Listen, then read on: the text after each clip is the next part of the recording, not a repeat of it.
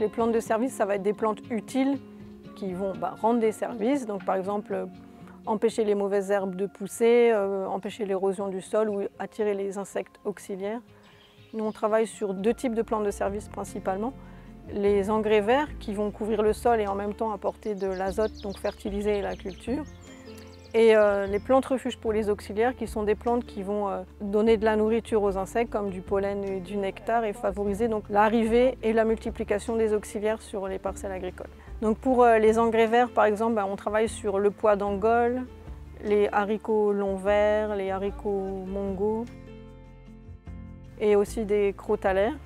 Et pour les plantes refuges pour les auxiliaires, on travaille sur des plantes à fleurs comme les zinnias, les cosmos, les œillets d'Inde. Les plantes qu'on a choisies, c'est des plantes qui sont disponibles sur le territoire. Par exemple, ici, on a fait un test préliminaire avec une parcelle de concombres en association avec de l'œillet d'Inde. Les concombres sont souvent attaqués par un insecte appelé le thrips.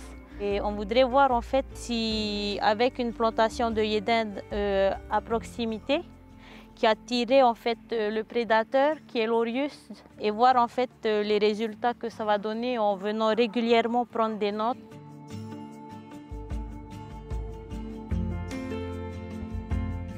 Contre les ravageurs, j'ai utilisé plusieurs types de plantes répulsives, comme le croton, tout ce qui est feuillage de types couleurs différentes. Après, j'ai essayé plusieurs types de basilic et le fait d'hiver aussi.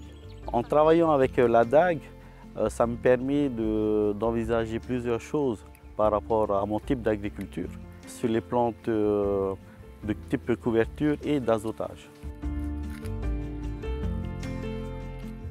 Cette action, en fait, elle répond à une demande des agriculteurs qui souhaitent pouvoir avoir des méthodes de lutte alternatives contre les mauvaises herbes ou les insectes ravageurs. Voilà, il y a un souhait des agriculteurs mais aussi des consommateurs de changer les pratiques pour avoir une agriculture plus respectueuse de l'environnement et aussi pour la santé des consommateurs et même des agriculteurs puisque c'est eux qui sont les plus exposés aux pesticides au final.